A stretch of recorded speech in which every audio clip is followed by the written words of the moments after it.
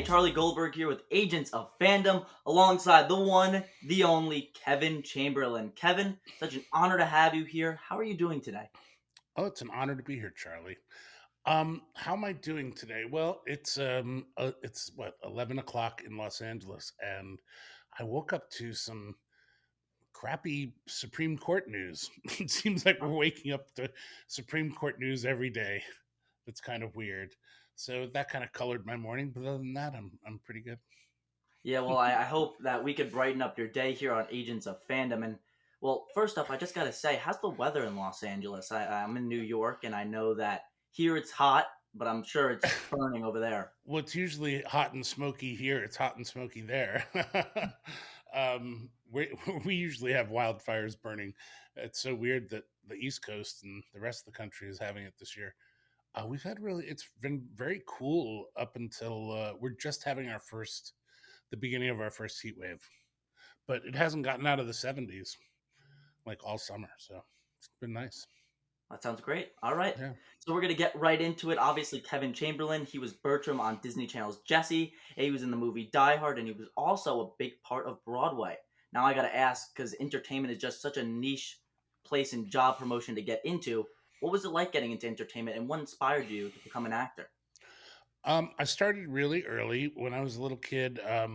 We moved around a lot and we settled in after living in Maryland, Florida, Utah, and then finally New Jersey. Um, we were. It was the summertime, and I was trying to figure out how to make new friends.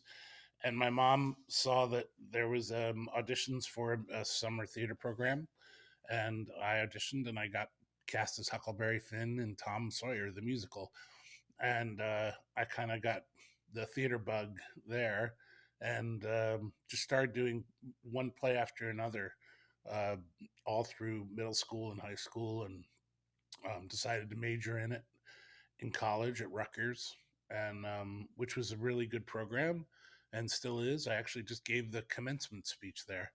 Um, Yeah, I saw it 38. on TikTok. Amazing Oh, stuff. did you? Yeah, 38 years after I graduated. Um, and so, yeah, I was very lucky to grow up in a town that had a theater program and got me into the arts very early on. That sounds amazing. Now, being a part of the arts, you actually were nominated for 3 Tony Awards. Tell me about your road to the Tonys. Tell me what was it like being a nominee. Well, Broadway was always a goal for mine, and I saw my first Broadway show back when I was in high school.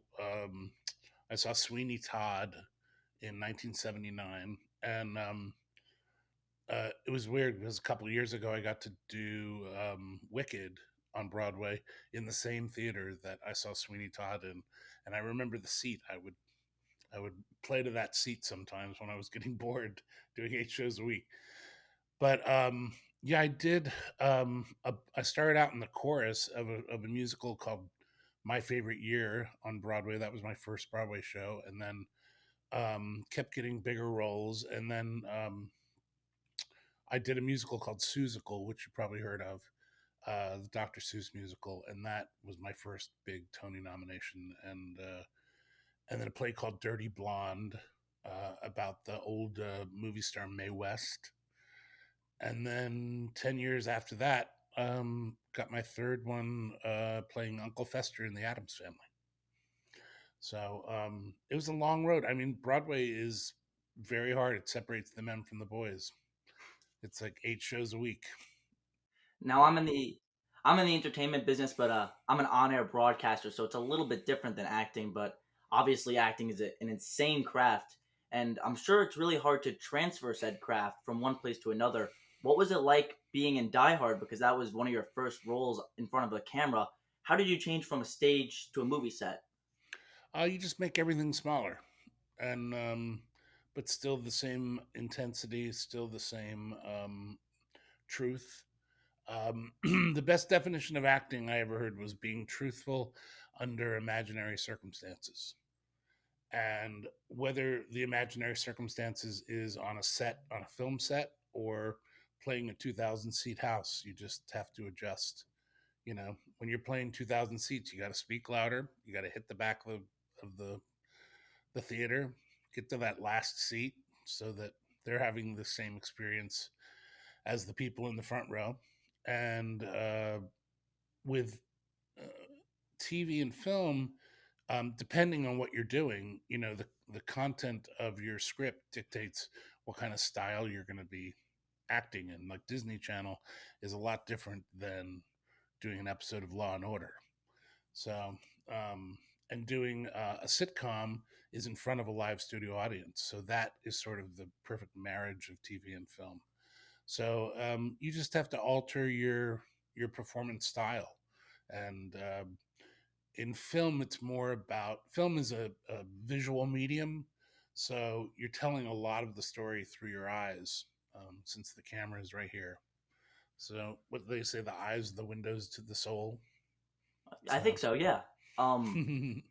But moving on now, you mentioned Disney Channel, and this is the part that I can't wait to talk about because every weekend growing up, I would actually sit down with my sisters and my nanny on Saturday nights and catch new episodes of Jessie. You were my favorite character. I'm not just saying that. Bertram is the man. So I gotta ask, how did you go from being Kevin Chamberlin to Bertram? What was the origin of Jessie in your role? um, after I finished Adam's Family on Broadway, I just got an audition for this new show that Debbie Ryan was starring. She was transitioning out of Sweet Life on decks uh, to this new show that was created by this woman, Pamela Eels O'Connell, and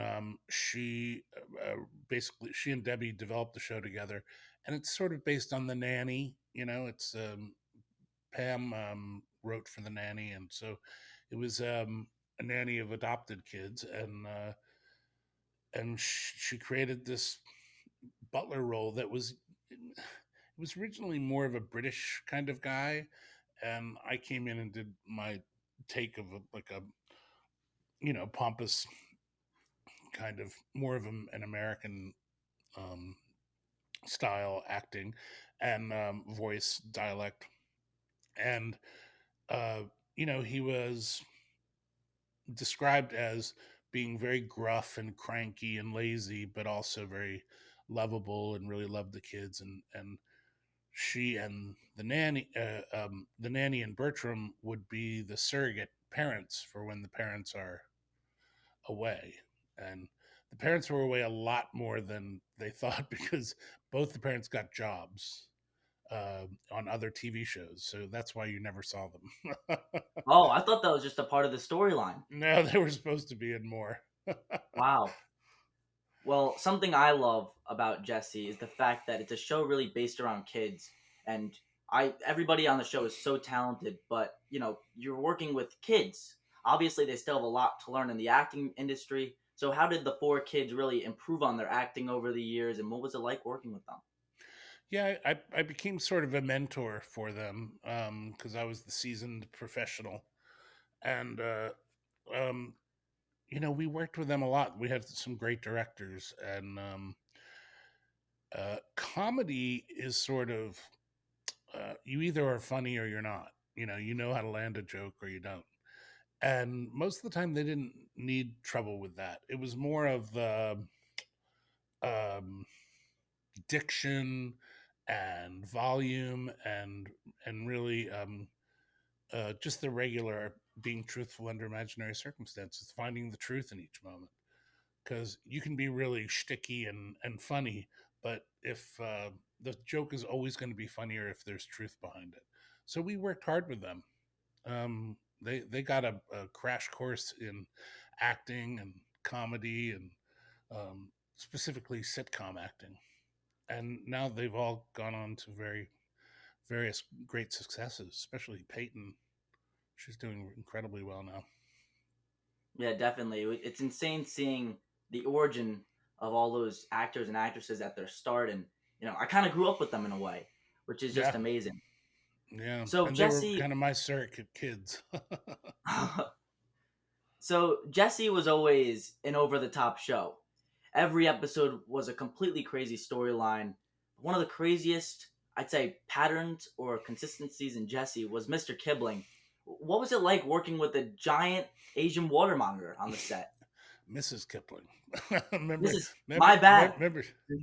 Remember, he became Mrs. Kipling, and that happened because of a real life. The owner thought that the lizard was male, and then it laid an egg one day, and it was like, oh my god! It's apparently hard to find what the sex and gender of an Asian water monitor lizard is, That makes me feel a and little bit better. yeah, um, the kids had to wear metal braces around their legs whenever they were in a scene with her. And of course, they didn't give the metal braces to me. I just had to take the risk. I mean, that thing had 2,000 teeth. And I saw it bite its owner once. But otherwise, it was pretty docile. And he just got too close with the food. Um, to, but yeah, it was originally supposed to be a capybara.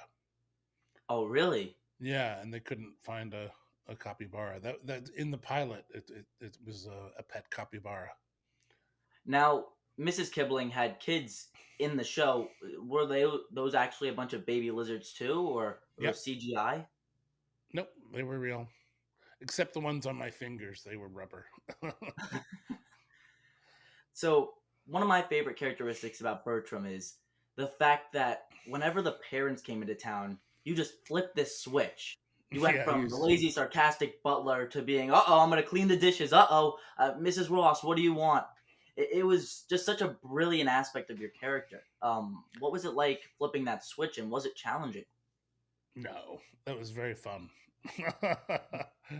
he's so he's so um he's like Jekyll and Hyde.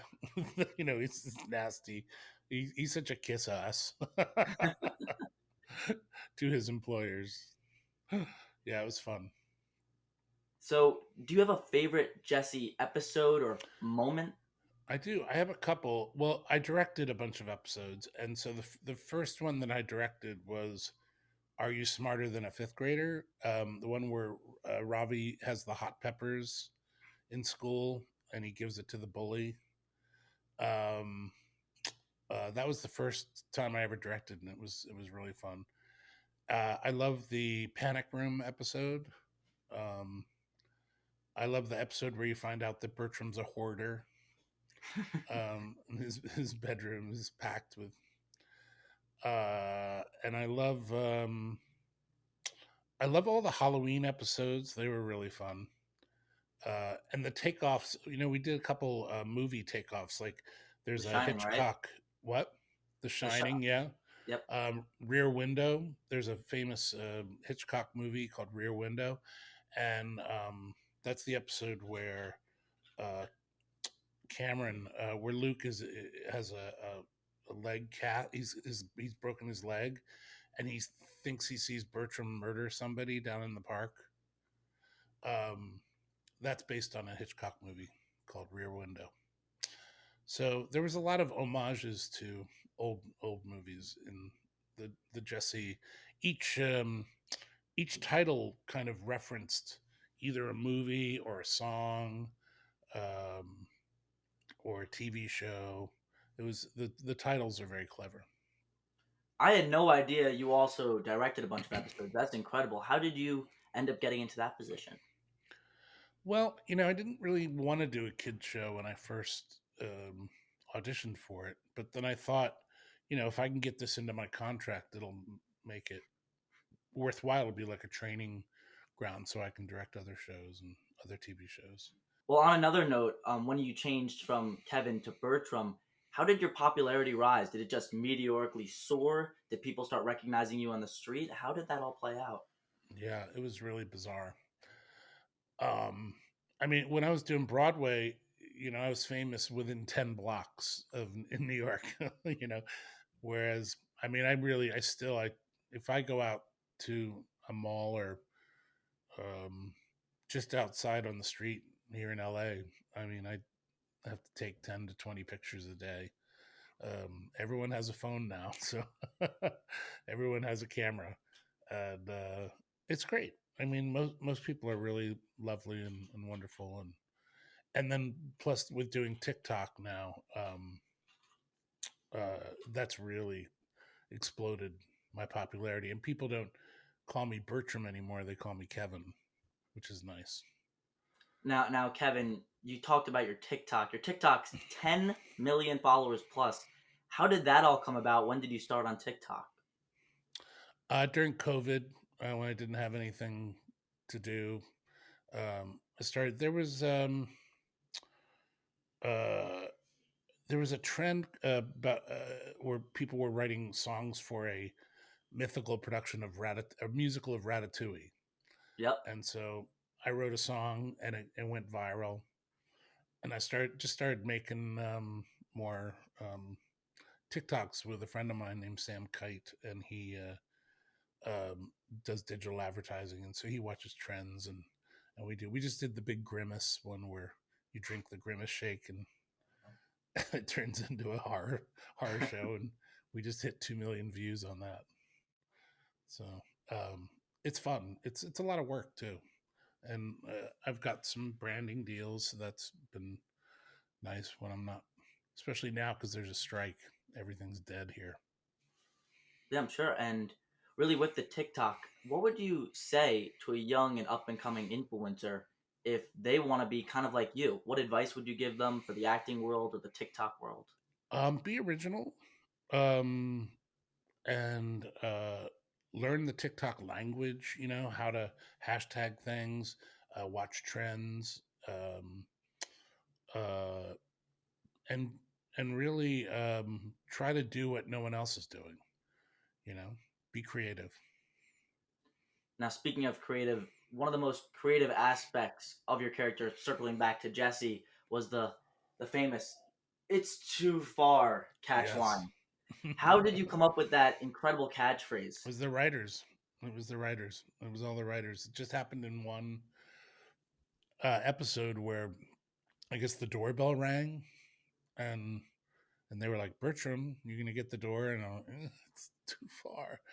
And yeah, and just for some reason, kids just latched onto that and just thought it was so funny. So who knows how a catchphrase gets attached to you, but it only happened in like 3 episodes, but people seem to remember it. Also, in Jessie, a big part of your character was your infamous relationship with Mrs. Chesterfield. That was honestly one of the funniest aspects of the show. Just Bertram denying Mrs. Chesterfield over and over and over again. I remember it all these years later. What was it like working with her? And may I ask, do you think Bertram was slightly interested or not at all? Not at all. Carolyn Hennessy played Miss Chesterfield, and she's such a brilliant actress in theater and TV and film. She was on General Hospital for many years, and she pops up all over.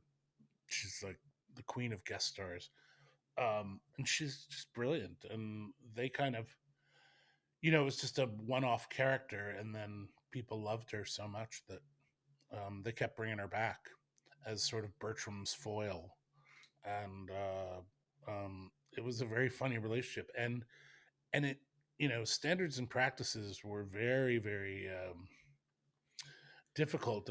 They were rough on the writers. The writers wanted us to go farther, and you know, it's it's funny because Disney doesn't like to have two adults in a scene with no kids. Oh, really? Um, yeah, it's one of their rules, and so they would have to give exception when it was Bertram and Mrs. Chesterfield because usually no kids were involved in that. And yeah, my favorite episode is when I become her butler, her butler, and she puts me in like short shorts. And Tell me about the set. The set, obviously, a penthouse, was humongous on camera. Was it the same size in real life? yeah, it was Was big. the staircase that big? Yeah, it was very big. The sets on a sitcom set are on a sitcom soundstage are all lined up. So we had the terrace to the living room to the kitchen with the screening room in the back, and then the next set over was the lobby of the building, and then behind that was the outside of the lobby, And then Central Park was all the way down at the other end, and then there was a space where they would do swing sets for um,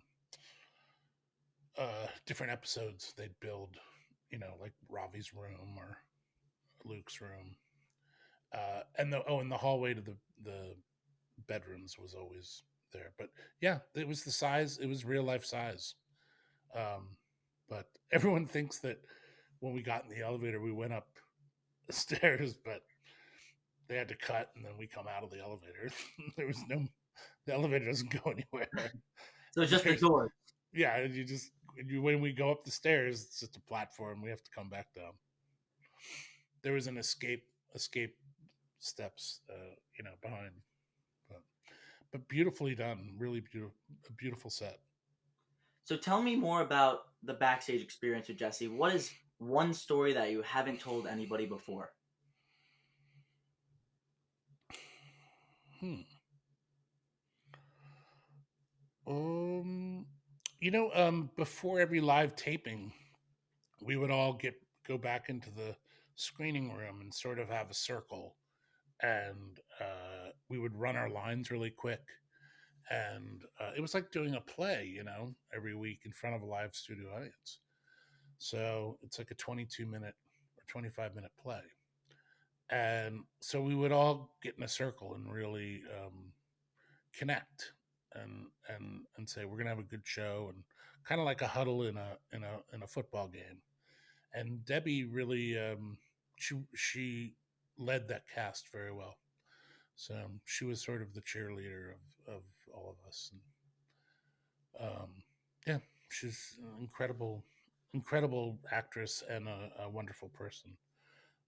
So we all got along very well, and it was really And it obviously translates to on the screen. You could tell how close a cast is by their yeah. performance. Now, do you have any hilarious stories that you have? I broke a toe once.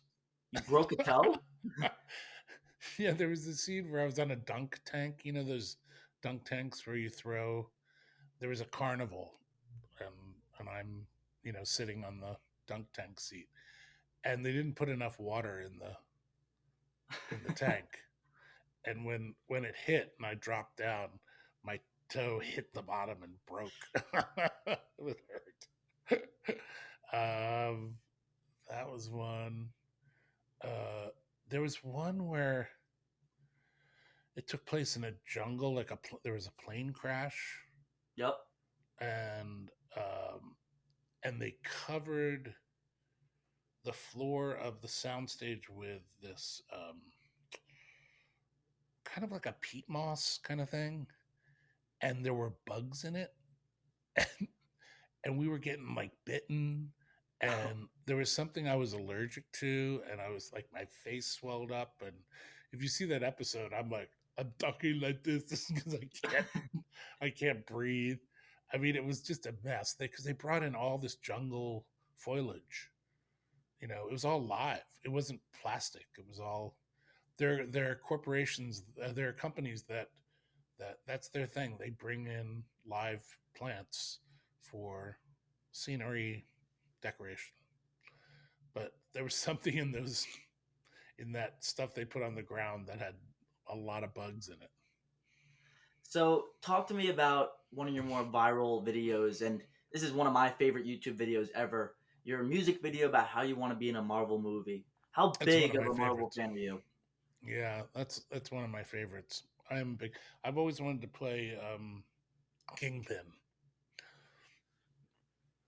That was one of my, but I guess I lost out on that one. But yeah, it was a fun song to write, and we did that all on green screen, and has a lot of costume changes, and it still gets a lot of hits and a lot of traffic.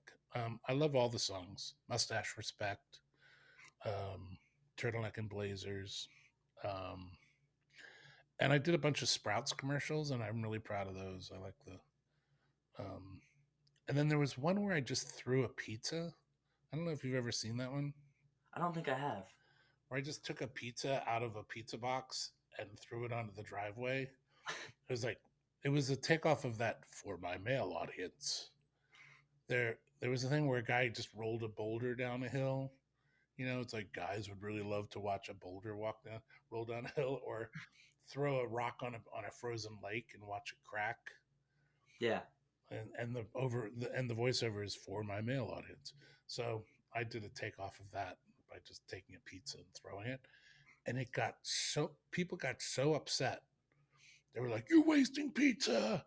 How can you throw that, bro?" Just so many weird responses, and then people started doing parodies of it. It became like a meme, and a couple of my videos have become memes. It's so weird. Yeah, that's something I want to ask because you're loved and adored, obviously, but you're also somewhat of a meme in a great way. What's it like being a meme? I don't. Yeah, it's weird because I don't know how it happens. You know, it's Bertram has become this whole separate iconic character, and I'm as miffed as anyone else. I have no idea how it, and it's weird. It's weird, and it's definitely affected. You know, like I said, you know, I can't walk down the street without, and a lot of it is from TikTok, especially the young kids who didn't grow up on Jessie. You know, they know me more from TikTok than Jessie. Now, I'm a fan of somebody who did grow up on Jesse, but I'm sure he influences the young audience. Tyshawn Lawrence Yes, says that you're his calls boyfriend. me his baby daddy. Yeah, that was early on. Yeah, it was so funny. He was a big fan, I guess. Yeah, and we did a couple interviews together. He's It's very great. nice. Yeah, he is. So, your husband, he's a writer in the business, from what I know. What is it like being with He wrote somebody Scream. in the business? You fan of Scream? He wrote Scream? The TV series. Wow, Yeah, on that's amazing. MTV. Yeah. So, what is it like being married to somebody who's also in the business? Does he help you out a lot? Does he have any Oh influence yeah. on your roles? Every job I get, you know, he's coached me on auditions, and now you have to put auditions on tape. So he's behind the camera. He's doing all the other lines and directing me. Yeah, I would not be where I am without him. Final question of the night. I gotta ask: favorite movie of all time? It's it's an obscure movie by a director named Bill Forsyth, Scottish director. It's called Local Hero, and small little art film, and yeah, I recommend looking it up. It's really fun. I mean, it's quirky in that independent, very very small art film kind of thing. I love What's Up Doc. It's one of the funniest movies with Barbara Streisand and Ryan O'Neal. Um, I love Guardians of the Galaxy. Um, and Jaws. I'm thinking of seminal movies that you know from my childhood that really. Um, I remember standing in line for Star Wars, you know, for the original Star Wars in '77, um, uh, and Close Encounters. I love Close Encounters. Isn't it So, wild all that alien stuff that's coming out now? yeah, do you believe in that? Oh yeah, I'm interning at a News Nation, so I get calls every day from people who tell me that they've seen the UFO. And I don't yeah, know whether to believe them or if they just want to be on TV. yeah. Well, a guy just testified in front of Congress that that the government has crashed UFOs in warehouses and For hangars, sure. secret hangars. It's wild. I think in our lifetime we will see some definite proof. Oh It'll my change the God! world. It'll As change long as the they don't world. go near me, I'm fine. Well, ladies and gentlemen, that is Kevin Chamberlin, an incredible man, an incredible actor and talent. Thank you so much for joining us on the Agents of Fandom podcast, and be sure to subscribe and stay tuned with all of our stuff.